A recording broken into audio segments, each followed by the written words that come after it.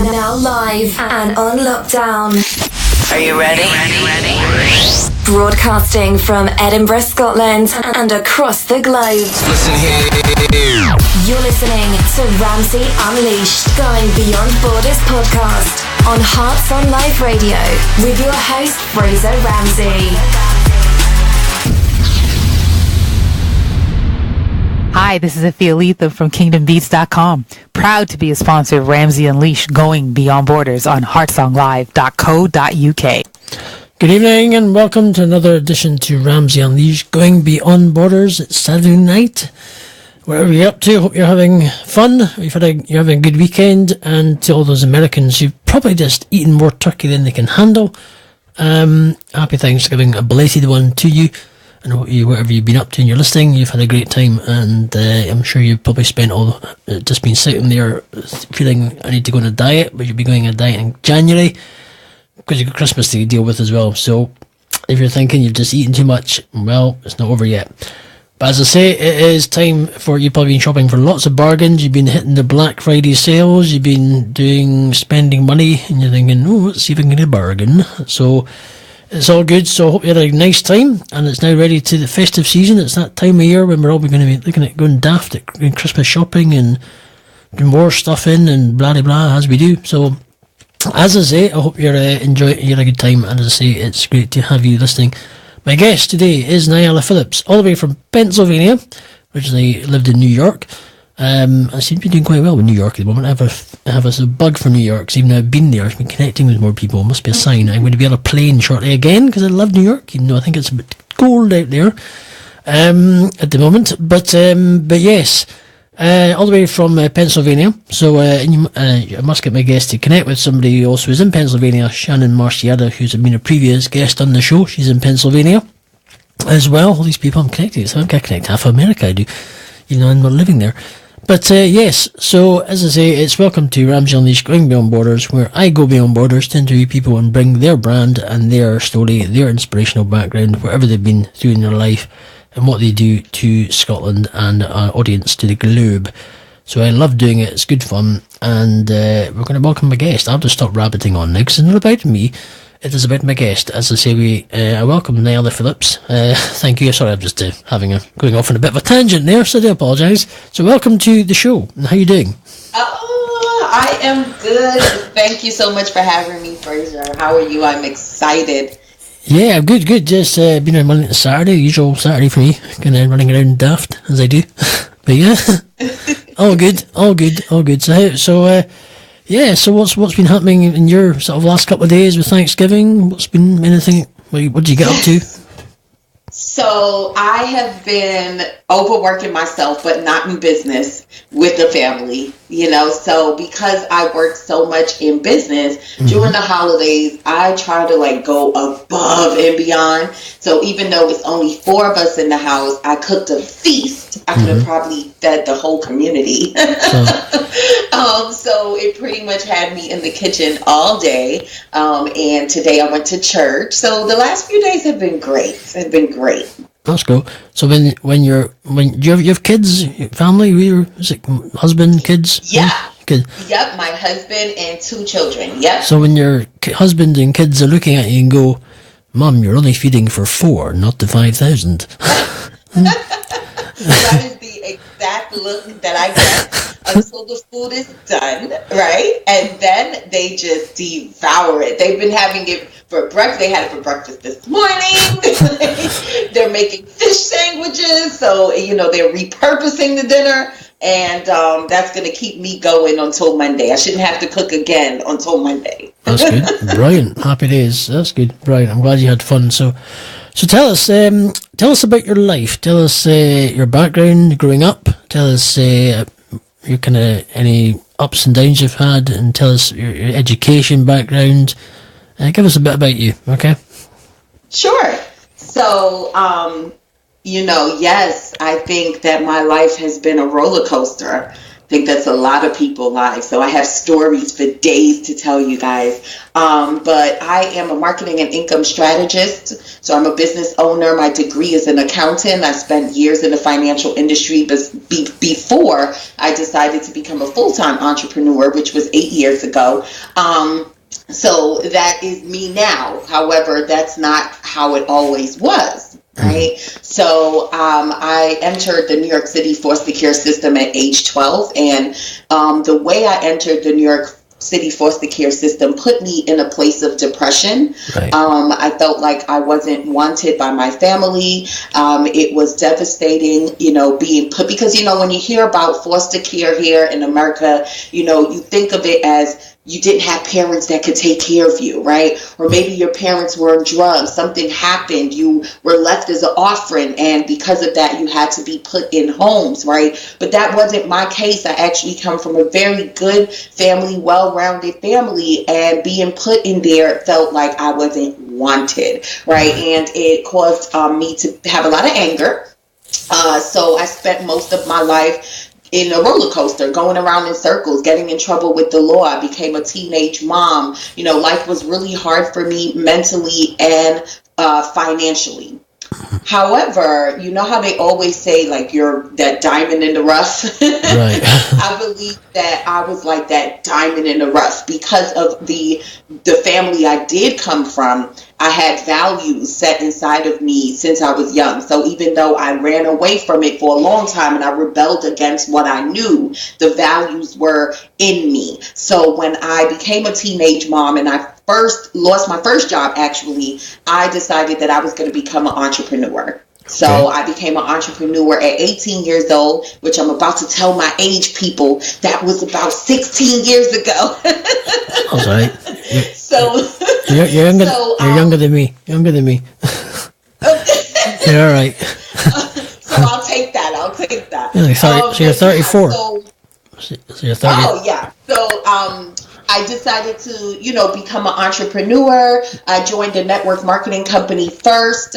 That's how I, first came into this world of entrepreneurship and personal development. Fell in love with it. And through my experience in the network marketing companies, I realized that I had a knack for marketing and I had a knack for leading. So in 2012, I went ahead and started my coaching practice. Mm-hmm. So right now I am a coach and I help coaches and message-driven entrepreneurs find and market their own unique message so they can create the life they deserve and the legacy they desire, Fraser, because I believe that you have a story. I believe we all have a story. Just like you asked me, what experience have you had? That's usually the first question that you always get on interviews, because we all have a story and we all have a message. However, most of us don't know that message holds the power to change our lives as well as the lives of those we are meant to serve. So that's where I come in, to help you find that message and market that message so you can change your life and change the lives of those you are assigned to serve. So just go back to when you're in the foster care and you struggled with depression. I mean, everyone goes through depression in different ways, in different manners. I've suffered in the past with depression. I know what it's like, and it's not easy, to say the least. Mm-hmm. How did you deal with that when you were to go into that area? What were your symptoms? How were you feeling, and how did you finally realise I wanted to get out of this? And how did I what kind of was that trigger mechanism for you? I mean, well, to be honest with you, I was 12 years old, so I didn't even know what depression was at that age. Okay. Now when I look back, I say I was depressed and I was acting out and I was angry, right? And I felt unloved and unwanted, and all of those things that I felt made me take actions that actually put me in worse situations, So just to give you an example, me feeling very depressed and felt like I didn't belong with my family and that no one wanted me, it made me look for love in the wrong places, that I ended up in an 11-year abusive relationship, so the depression can look different, but depression looks different for different people. Okay, so for me, it was all about being angry, being defensive, not knowing how to pull myself out of the slum and have confidence knowing that I was good enough. So I made very bad decisions. Well, let me tell you, I was about 30 years old. Okay. And this was right before I lost my salon. I was, like I said, I was in an abusive relationship. And I remember one night we had a really huge argument. He dragged me into the basement. And when the argument ended and I looked at myself in the mirror, I had like this breakthrough moment where I realized that I could not continue to keep myself in this downhill spiral. I realized that I didn't love myself first, which is why I was staying in this relationship, and which is why I was allowing my life to be put in taking so much chances, right, with my life. And I decided on that day that I was going to change. 2 weeks later, I was out of that relationship. And I started to take specific action to change my life. What I like to call it, Fraser, is like the question you asked me is, well, how did you get out of it? How I got out of it was by taking action, realizing that I was in a depressive state and what it was doing to my life, and starting to take action to change my life is what helped me. So it's a work in progress every day. So when you're going through that abusive relationship for 11 years, I mean, when did it all kind of, it doesn't start something straight away, but something builds up when things like that happen. I mean, it must have been pretty, how was, the process? There's a lot of people who go through domestic violence, abuse, women who we're all connected with on Facebook and the communities who've been through stuff. I mean, just talk about your experience a bit more, if you don't mind, if you're okay with that. Yeah, that's fine. So, I'm from, like Fraser said, I'm from Brooklyn, New York. So I'm 17 years old. I'm hanging out on Kings Highway. That's a street in Brooklyn. I see this car passing, and OMG, the car looked good. And you ladies who are listening to me, you know what I mean, right? So I see the car passing, and I'm like, who's that, right? And I meet this guy, and we start talking, and he tells me that he's 7-day Adventist, just like me. That's my religion. And I thought, wow, being a single mom, I had just gave birth to my daughter, being a single mom, to have this guy who looked so good and, who was the same religion as me. Maybe this is God sending me, somebody. And I just fell in love instantly. He was a talker. He was a looker, and he knew how to say the right things, So I fell instantly into that. And then, I don't know if any of you could relate, but when we had our first incident where it became physical, after that incident, all I could think was I could save him. I could change him. He had some problems in his life. He didn't have his father around to, show him how to be a man. I would just stand by him. It's like I was delusional for a little while that I could save this person and change this person, that I didn't think about myself. Well, like I said, at 30 years old, when that incident happened, I honestly didn't think about myself. I thought about my daughter, Fraser, and I kept saying, I don't want my daughter to see this. So I really needed to get out of this. I didn't want my daughter to think that this is what love was, and to look for this same type of man when she was ready, when she's an adult and she's looking to marry, So yeah, it started with me very young. Wow. So lots going on. I was just thinking there. I know you kind of kicked off regarding the foster stuff. You obviously the age of 12, but just what what triggered that off? Was it family breakdown or anything? What kind of caused that just to get you into what ended you made? Sorry again, but you ended up in foster. Yeah. Sorry. Yeah. So if you asked me this, at 12 years old, and if you asked me this about 10 years ago, I would be telling you, well, my mom didn't want me. My mom chose her husband over me. My mom loved my sister more than me. Those would have been the things that I would have said to you. But today, with the growth that I have, I was rebellious. I was rebellious. I grew up in a religious family, and I didn't want to be in church every single day. So I broke the rules. I cut school. I was drinking early. I started smoking marijuana very early. I was stealing. I was lying. And I was doing things that was breaking my mom's heart. So she thought that making this decision would save my life. So I remember a few years ago, we went on a business trip in Fort Lauderdale. No, we were in Miami. And my mom and I got into a little disagreement. And this is something, I'm being transparent with you guys because I feel like this is something that I'm glad Fraser's asking me this question because this is dialogue we need to have, right? So sometimes when you don't heal from things, you hold on to things, the way you react, you usually overreact to things, and that's what happened in Florida, right? So I had yet to forgive my mom, and she said something to me, and it caused me to snap, and I just told her everything that I was holding in for so many years, and my mom started in tears, and she said, Nyala, if you only know that I put you in that home because I thought that I was going to lose my child.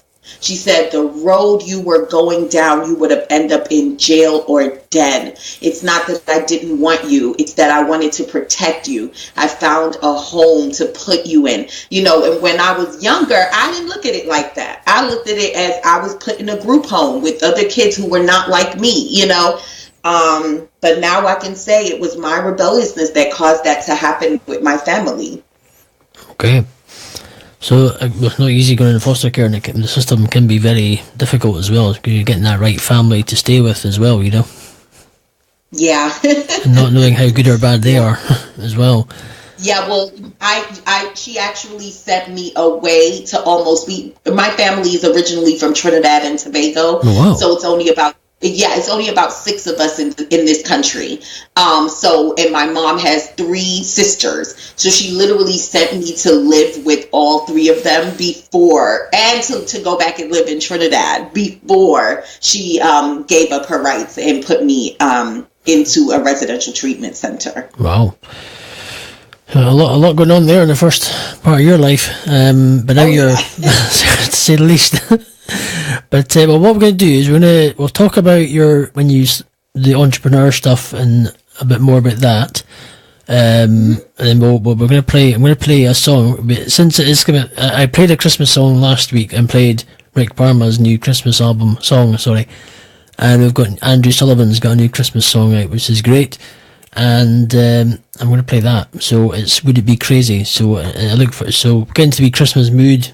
All kicking off, you know what I mean? So everyone's, all the Christmas songs are in the stores anyway, so you walk in, let's go for shopping. Oh, good grief, the Christmas songs already, you're kidding me. And they play them like you find out in where you are, you go shopping, and all the Christmas songs are playing, yeah?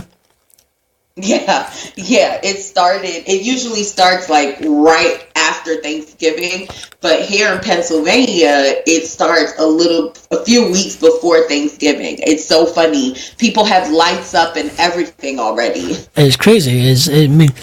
I think if they stop, over here you start seeing Christmas things drifting into the shops in September, and I'm thinking it's September. It's just, you've got 4 months, the best part of 3 to 4 months coming up. But what I suggest is, why don't they just have a complete blanket ban, and you're not allowed to advertise for Christmas until at least the 1st of December, and just give it all you've got. I think for those 24 days of December, they'd probably get more sales rather than sort of almost killing us with it already for 3 months before it actually gets to December. You're thinking, I don't want to, God, stop talking about it. It's crazy. But that's what I think they should do. But then again, it's commercialism for you. It's the way it goes. But anyway, I'm going to get to my Christmas song. It's Andrew Sullivan's new song. It's Would It Be Crazy? So this will be great to hear, and I hope you like it. And give him buy it, download it from iTunes. It's on Spotify, and he's got lots of other songs you can listen to as well. So it's debut on heartsonlive.co.uk. Ramsay Unleashed, Going Beyond Borders. Would It Be Crazy by Andrew Sullivan. We'll be back after this.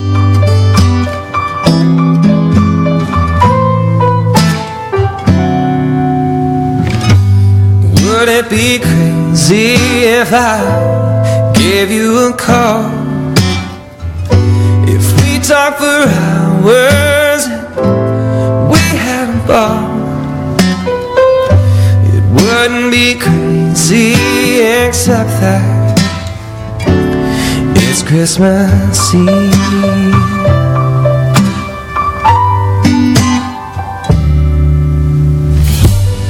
Would it be crazy if I took you out?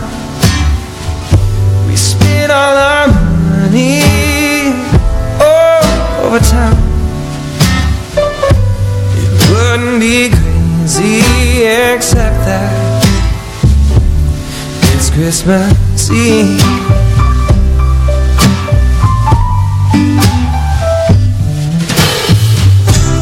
It might be foolish or insane, but I've got nothing to lose and everything to gain. No jingle bells, no gifts and no tree could really give me what I want this Christmas Eve. Would it be crazy if I gave you a ring? We found some preacher to finish this thing. It wouldn't be crazy except that it's Christmas Eve.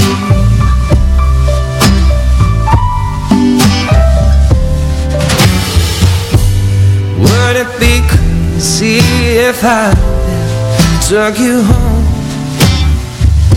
and starting from right now we were never alone? It wouldn't be crazy except that it's Christmas Eve.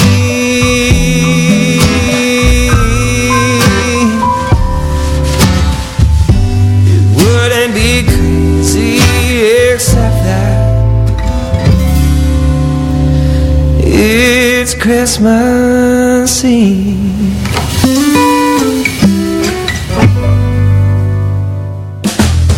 You are listening to Heartsong Live Radio.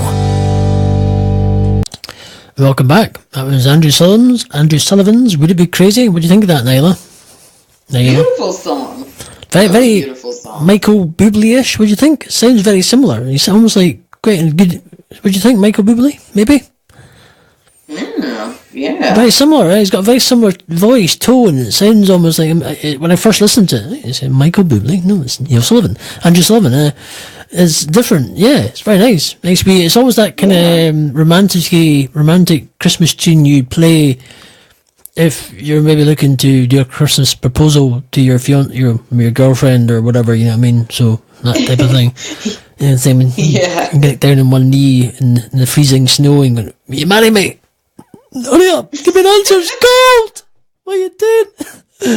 Anyway, yeah, that's it. No, it was great. I like nice, good to play nice wee songs. Nice and chill, nice relaxing. If you're just having that kind of lazy, like Sunday morning, kind of chill night, bit back Christmas tunes, wrapping the presents. It's quite that kind of background tune, which is great. Yeah, it's cool.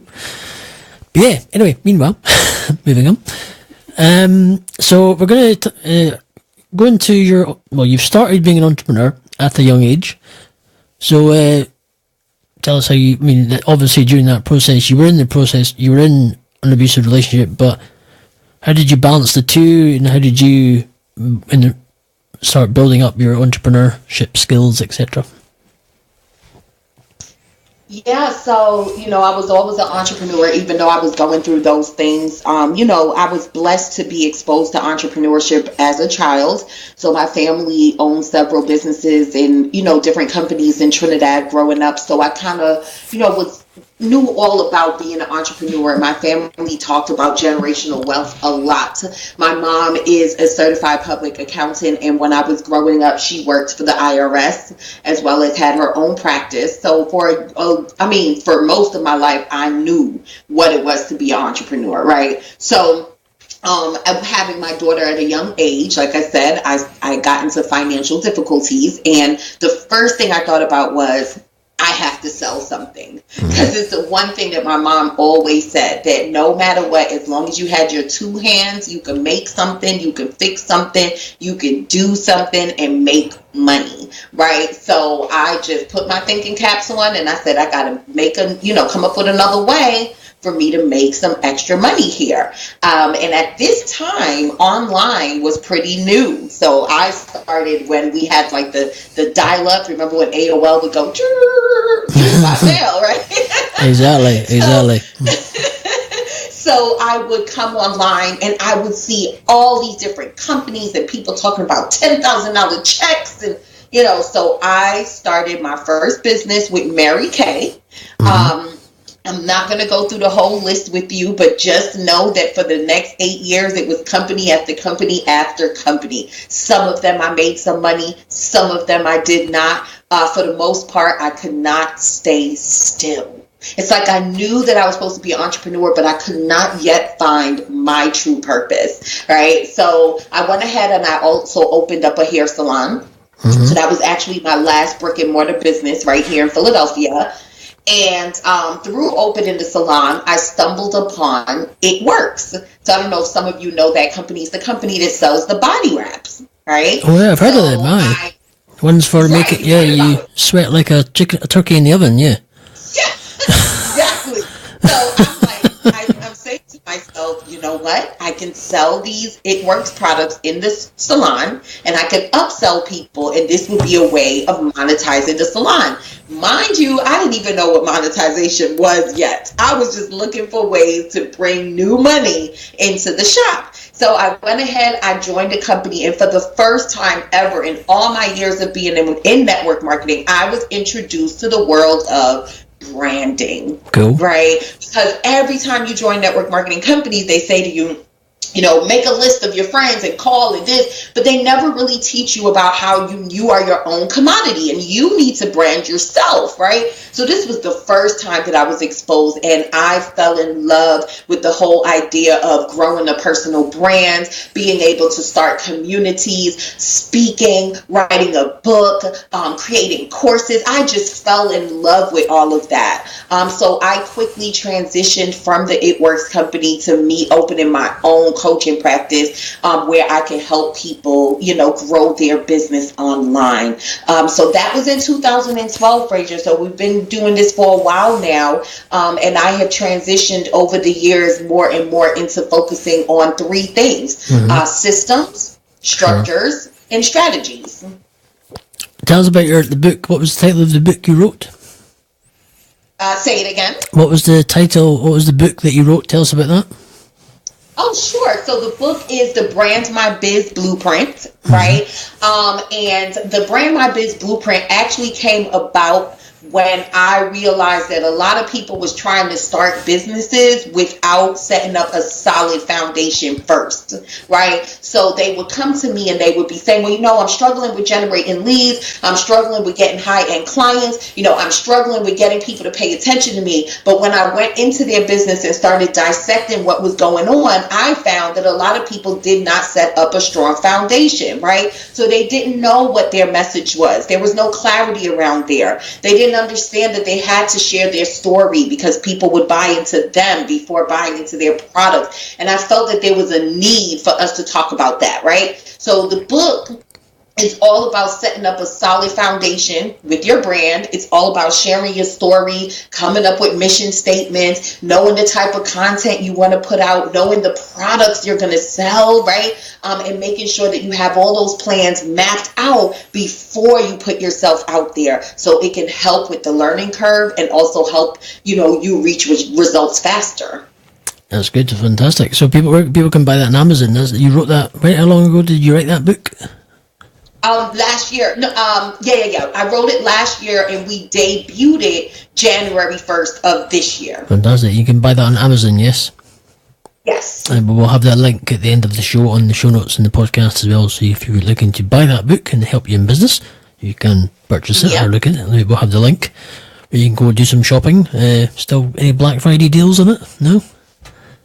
Actually, the link that I'm going to give you, Fraser, is going to be great because right now I have tons of deals that will add with that, that will accompany that book. Okay. So it's all about setting up your plans, but some of you may be visual learners. I had some trainings to back it up, right? Some of you may need to actually print things out and you need to be able to write things out. I have that too. So the link that I'm going to give Fraser is actually not going to be the Amazon link. I'm going to send you straight to my website. Okay, so you can actually get what really fits your needs right now. So before we close the show today, later on, we will have that goodie bag of deals by Nyala Phillips. Okay. We'll talk about them, a goodie bag, so you can reach and get all the. So you've got to hang off. So you've got to stay listening to the show to get the deals, to get the goodie bag. So don't touch that dial, don't press that button, and don't click that mouse. So going to have to plenty of goodie bags. So before we go to the so that we count your book, I'm going to shout out to some people. Thank you to everyone who listens to the show, when you're in America, UK, across the world, and the support you give the shows and the people who tune in on Hearts on Live. Well, who do shows on Hearts on Live, not tune in, but you know what I mean. Thank you for your support. Thank you to people who support this show. If you're Lethem at KingdomBeads.com, if you're looking for some nice Christmas beads or necklaces, semi-precious gems, you can go to KingdomBeads.com. You can customise your order. You've got EileenSmith.com if you're looking to find a nice live streaming platform or to find out what's good and what's bad, or podcasting. Go to EileenSmith.com. You can find her on YouTube. It's Eileen with ILEANE.com. You'll find her. There's Guy Our Cook Report from the Guy Our Cook Report podcast. He supports, been supporting us for a long time. So you can listen to his about 5-minute podcast for stuff and doing a bit websites and all sorts of things. So you can tune into him. You've got Ideas Go Live. John Drummond, if you're looking to get a website done, you can go to him. And if you're looking for any cleaning around Edinburgh, you can go to edwardlusters.com or carpet cleaning or clothing carpet cleaning. You'll find me there. Or .co.uk, so I use .com and both. But that's what some of the supporters of our show. But as I say, please support the people I'm connected with. There's plenty of people from like Natural Soap by Zakia. Looking for soap for Christmas gifts or whatever you're looking for. There's books, authors galore. We have it all in the Ramsay Unleashed community, so you can purchase lots of stuff, and it's exciting. And you're going to get a lot of deals at the end of the show by Nyala. So it's like a Christmas sack here. We're going to get that stocking filler of deals. So you'll get that at the end of the show. Anyway, what's next? Tell us. So you've written your book, you've done your entrepreneurship. You've come to the end of that abusive relationship. You came to that point. What? Go from there. Yeah, so, I'm blessed to say that I'm married for the last 5 years to a wonderful husband that doesn't even raise his voice. So shortly after that, it's so funny, when I freed myself from that, life started to change, and although I still have struggles like everyone else, I was able to deal with my struggles differently. I was able to start finding, lessons from the experiences that I had and found a way to use those lessons to help other people. So I've been able to grow a 6-figure business. I've been able to grow an audience of over 100,000 people online. Right. I teach entrepreneurs in like my Facebook group, for example, or anywhere like, Fraser and I, we connected on Facebook. Right. So I now am able to say that I was able to leave that situation, get back my confidence, and really start walking in my true purpose. So that's where I'm at now. Now it's all about just helping other people, setting an example for my children, leaving a legacy for my children, and helping other people understand the importance of leaving legacies for theirs. What was your first thoughts when you connected with me, some random guy from Scotland, thinking, what the heck? Well, I'm going to be honest with you, right? So my first thoughts was, oh my goodness, I love his accent. So I'm like, okay, I need to look a little further, right? So I saw you did a live stream on your Facebook page, and then you actually interviewed a colleague of mine, Lisa Dice. Oh, right, okay. And I've known Lisa in the business for a couple of years now. So I was like, I need to to check this Frazier guy out. And then when I reached out to you, you were just so open. You added me to the community. You started making connections right away. As a matter of fact, I gave you my own name, The Connector, guys. Okay. And I just love the way that you're very selfless. You were very selfless, and it was really about me. Like, now, even though I was trying to figure out who you were, you kept putting it back on me. And I thought that was great. I thought that I had to be in your circle. No worries. Hopefully you enjoy the circle of people there. So you probably it's good fun. It's we do, as you point, it is a very busy chat, and it's very sometimes it gets busy, sometimes it's a bit of a quiet step moment. Then it can go a bit nuts sometimes, which is good. It's a good nuts. Because that's what business is about. You don't stop. You got to keep connecting and keep going, whether you sleep or not. That's the thing. Time zones can be a killer. I stay up stupidly late sometimes because I'm too busy connecting with people. I'm thinking I must go to bed because I'm going to be absolutely dead. I'm going to be the Walking Dead the next again day.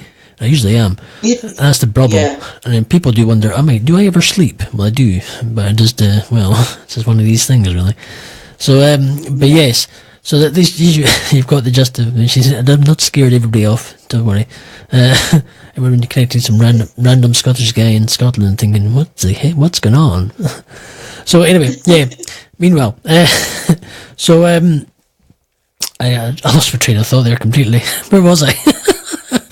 We were talking about entrepreneurship and what we're doing now. Sorry, well, completely off track, as you do. That's a good thing about it. That's why I like it, is having these conversations relaxed. It's cool. As you know, you just sit back and have a cup of tea. But unfortunately, I'm not got a cup of tea in front of me. Anyway, so entrepreneurship. Yes, carry on. Sorry, I was completely went off track there. So apologies. Please carry on. Carry on about entrepreneurship. Yeah. So, that's pretty much it. That's how I ended up doing what I do now, and it's been a very long road. I often tell people they say, well, why should I listen to you? I'm like, listen, I've been an entrepreneur for 16 years. I made every mistake in the book. So I am somebody that would definitely be able to help guide you from not making those same mistakes. So, that's what I do now. Well, as you've been talking, in the process, when you said you've got a big audience of people that you've kind of worked with or connecting with, there's somebody I can connect you with, but I'll do it afterwards, which you would benefit from because you have a large following. And let's just say it's a big platform, and let's just say you'll fit the criteria. They need a minimum of somebody who's got about 20,000, and you've obviously got a lot more than that. So I believe that this could be the right fitting for you in a way, so I can connect you. So I think I will do that later on, once I get home, and I'll do some connecting. So you know how I just if I'm listening, I'll just say, oh right, I'll connect you with such and such, and so I will do that later on. So just as I was thinking, so I don't forget, so you can remind me. But I'll still remember. Yes. Okay, I will. Don't worry. Okay, thank you. Yeah, this is my brain works. It's crazy. But yeah. So that's cool. Well, we're going to play our song, and you can tell us all about your stuff now and what you offer, and then you can then give us your goals for the next song, whatever you're thinking. In fact, before we go to our song, I'm going to ask you, you're saying, I know your family were Seventh-day Adventists, and you rebelled a bit and so on. What got you back into that, or is it, why did you go back to Seventh-day Adventists and maybe not like, say, an all Baptist church or something, or what made you go down that road? Oh, that's a very good question. There's a Bible verse that says, train up a child in the way he should grow, and when he grows old, he will never depart from it. And I believe that that's my story. My stepfather was the head of the church. So because of that, I was born into, this religion and born into the Seventh-day Adventist church. So when I decided that I wanted to start going back to church, it wasn't ever a decision to make. There was only one place that I was going to go. Right. It's just like when I got married. So like my husband, for example, is Jehovah's Witness. And when I tell people that, their eyes open up big because, wow, a Seventh-day Adventist person, with a Jehovah's Witness person. And a lot of people said, well, how are you guys going to get married? Jehovah's Witness don't go into Adventist church, and all of that just didn't happen. I found myself a Seventh-day Adventist pastor. My husband was 100% on board with us getting married in an Adventist church. And after the wedding, I just decided to continue going to that church. So I now go to the church that I was married in. Yeah. Wow. It was never an option, Fraser. I never ever thought of any other religion but what I've been exposed to. That's an interesting mix. Jehovah's Witness and Seventh-day Adventist, I have to say. You couldn't, yeah, right? you couldn't make that up. You really couldn't. My word. Well, I'm not at lost for words anyway. Every single time I say that is the reaction that I get every time. But we've been married for 5 years. It just works. When it works, it just works, right? He respects my religion. I respect his. He's been to my church a few times, even after the wedding. I've never been to Jehovah's Witness church. But if he was to ask me, I would be more than okay to visit because he visited mine. Right. We both have an understanding. We know our religions. As long as we're not trying to convert each other, we all good. Aye. I thought you might have... Well, your kid's Mormon or anything by any chance, no? No, my children are Seventh-day Adventist as well. Just to add to the mix, you know what I mean? You might as well go with the whole hog, And you got any pets? No, that's better. Don't worry, I won't go any further. Anyway, right. I'm gonna play another tune. So we're gonna play. Okay. That's what I'm gonna do. So, yes. So my next is Benita Charles. I played her one of her songs in the previous shows. As it's that time of year, Christmas, it's we can make it's making a difference. It's that time of year when we tend to try and make a difference more than we probably do during the course of the year. And this song is fantastic, and I think it encourages us not just to make a difference at Christmas and at this time of year, is to do it all year and to be there for people, help people, and to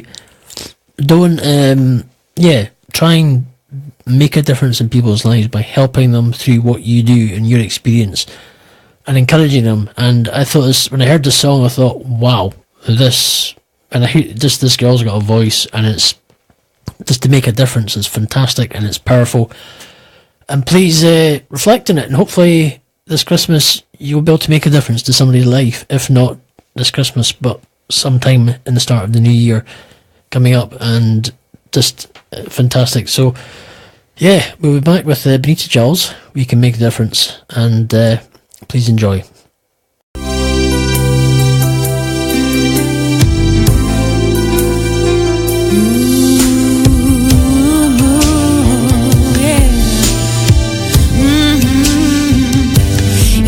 Just reach out and take each other's hand. We can make a difference. Sometimes a smile is all you need to lift somebody's day. We can make a difference. For as long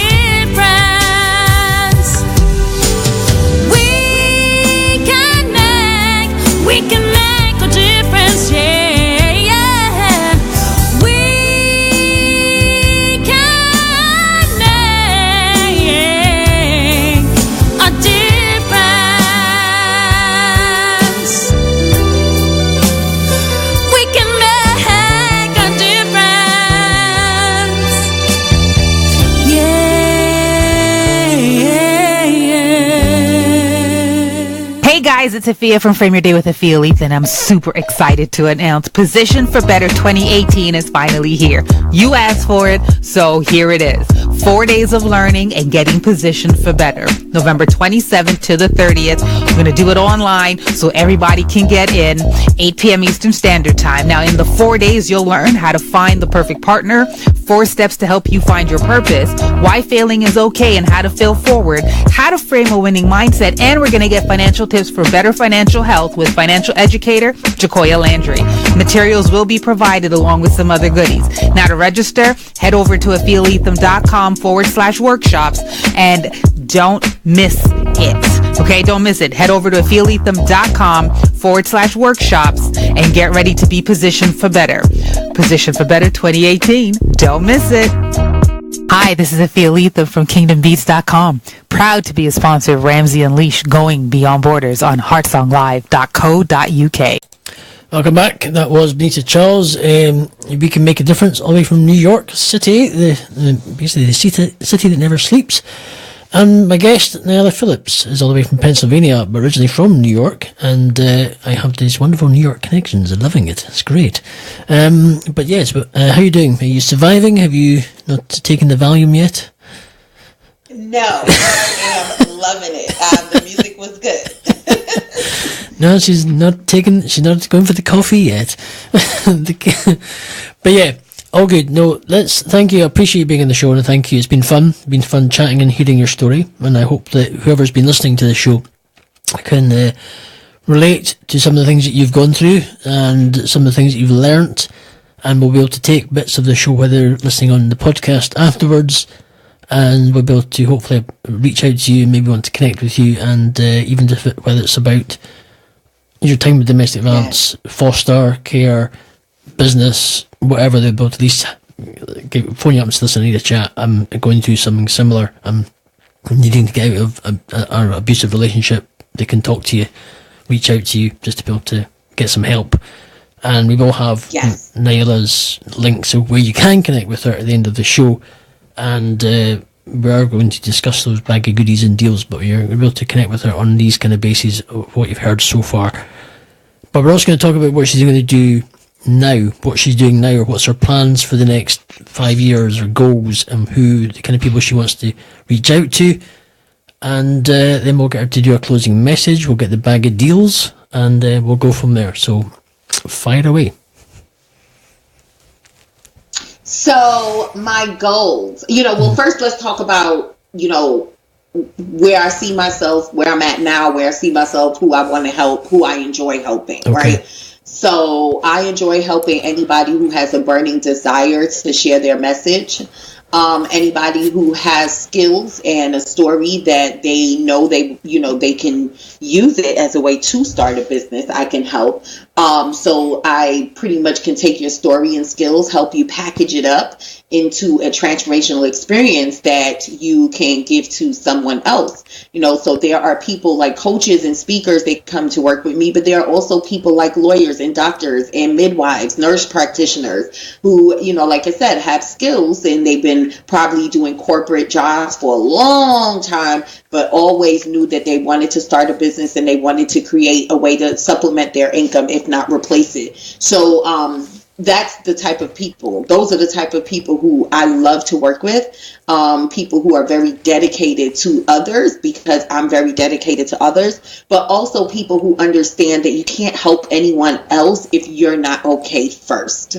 Right. So I think sometimes we always have this misconception that, especially people who own nonprofits, I have this misconception that I want to help everybody. And yeah, we want to help everybody. But if we can't help ourselves, we can't help other people. I know for me, struggling financially, how can I help people? One of my goals, Fraser said, what's your goals? One of the goals that I have for me is that I want to open up a transitional resource center for children who's aging out of the foster care system. right? Now, the reason why I want to do this is because when I left the foster care system, I still had a family. So I had a family that was there to support me, even though I became a teenage mom and different things did happen and life was hard. I still had a family that was there to back me up. But I've seen so many of the people who grew up in the group home with me who are now dead, who did not have a family, who ended up in jail, who didn't know how to get their first apartment, who had no way of getting themselves into college or even thinking about that could be their future.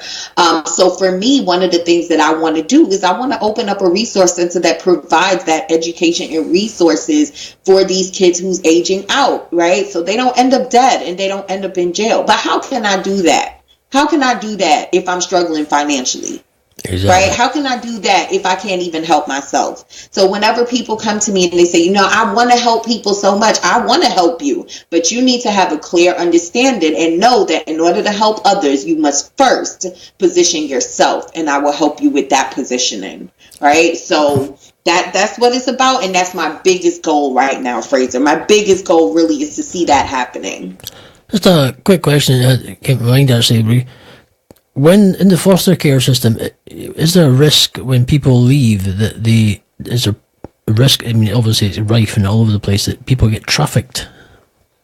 Right. Have you ever seen that? Yeah. Yeah, absolutely. Absolutely. What they say here is they become statistics. Yeah. Right. So it's like, they don't have the support. So they go to what they know, especially for the men, the boys, they go to what they know, which is being on the street and selling drugs and joining gangs. Right. Mm-hmm. The women, they go to what they know, which is selling their bodies, going and dancing in clubs. And these are the things. And see, here's the thing. There's no judgment here because that's just what they know. I have a friend who, God rest her soul, who I grew up with. Beautiful girl. But when we aged out, she didn't have nowhere to go. Right. She started dancing in a club in Queens. Now she's gone and her kids is without a mother. Right. And it would have been nice if she had the support. It would have been nice if she knew how to get herself in school. She was so smart. Right. So this is what happens. They become statistics, Fraser. And I just feel like if God blessed me where I was able to have a family and have a support from the church, when my daughter was born, it was the ladies from the church who would babysit her so I can work and go to school, go to night school. So me having that support made me feel like I need to be that support to others. So what have you got a plan to have this set up, or is it kind of what's your aim? Yeah, absolutely. Yeah, absolutely. So the plan started, like I said, first with me, right? So I first had to get myself to a place where, which is what I'm doing now. Mm-hmm. I'm getting to a place where I'm financially secure, right? Where I can now start backing some of these ideas that I have and some of these dreams that I have. I'm also in the process of writing a book, putting my story, because I thought that maybe the book would be a great way to enter into that field, so I can put it out here because it's already mine. No one can take it. But I'm creating a book called From Foster Care to Flourishing.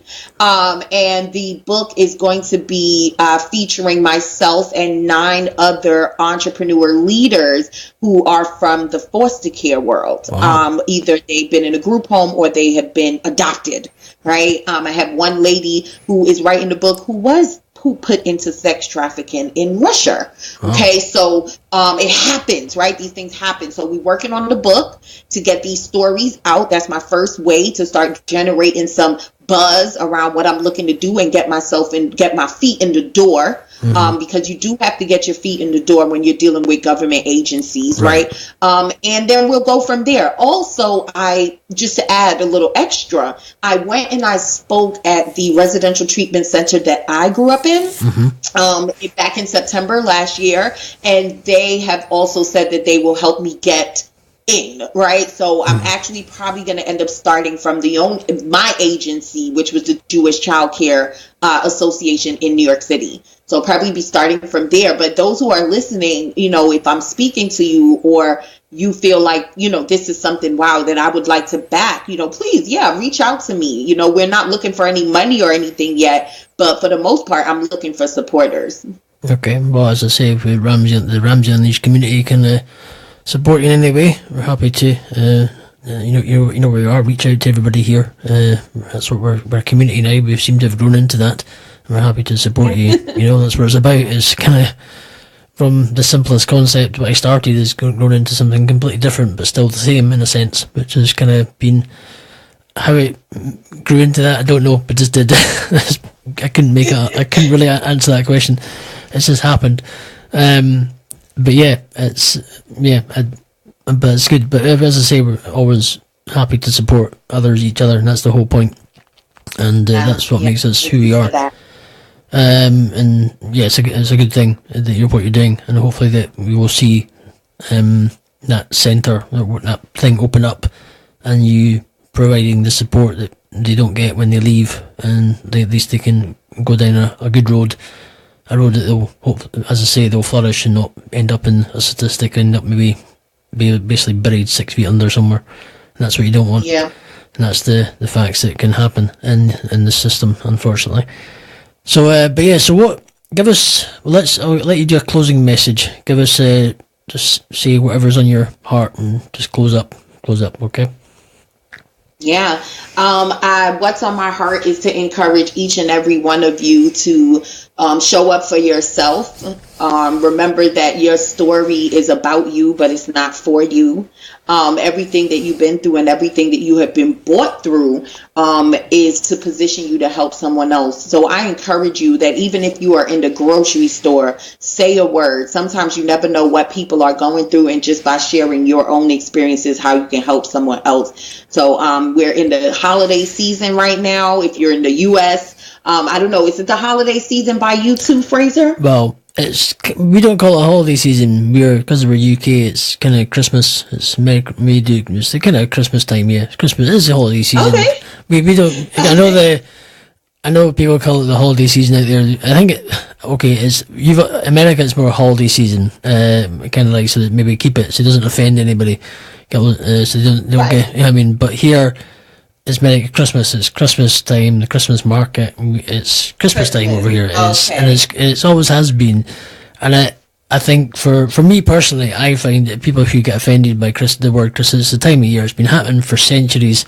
If they don't like it, well, just don't moan. It's not a holiday. It's not. It's been there, and all the PC, the politically correct people who get offended, the snowflakes. It's like.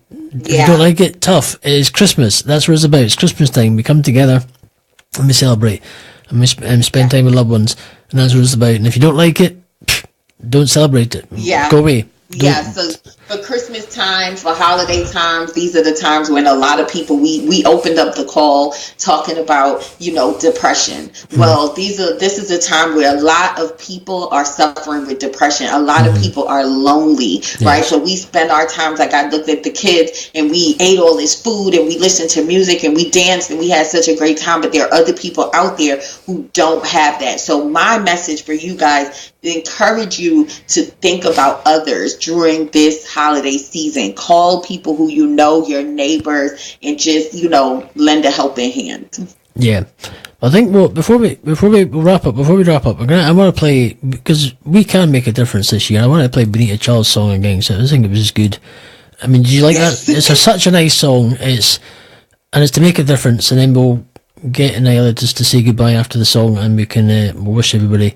And it's been great interviewing. And hopefully, in fact, before we play the song, give us your bag of goodie deals. I almost forgot about that. Let's go from there.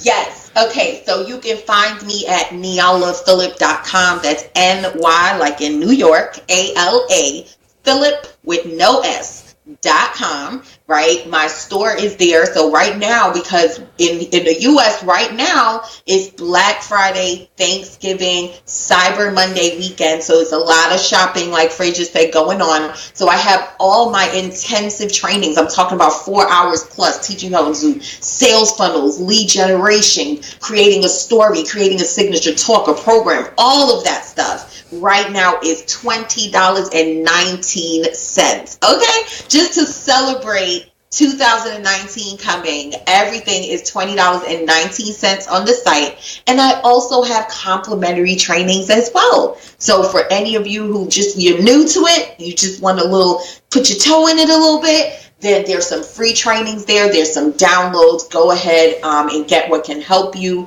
And last but not least, we would love to have you in my online community on Facebook. You can go to thebusinessloft.net. That's thebusinessloft.net, where we are a community filled with entrepreneurs, and I help them with the tools, resources, and accountability that they need to 10x their business results. There we go. We'll be back in 2 minutes, and we'll say goodnight in a second.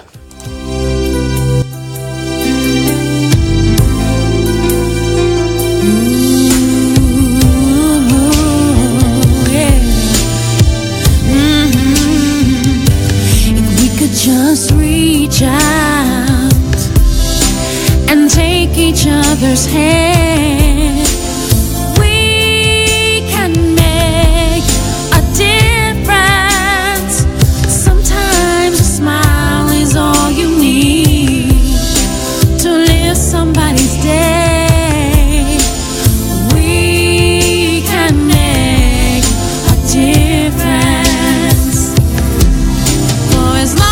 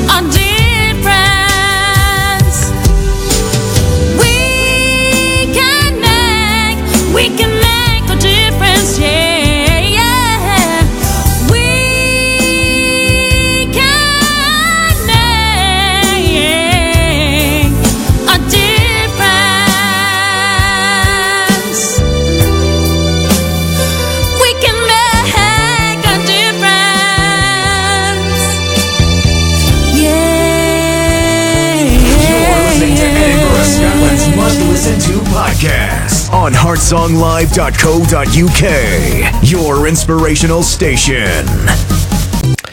And there we go. We can make a difference, and you have been listening to Ramsay Unleashed, Going Beyond Borders, with my guest Nyala Phillip. I was going to put an S and N there.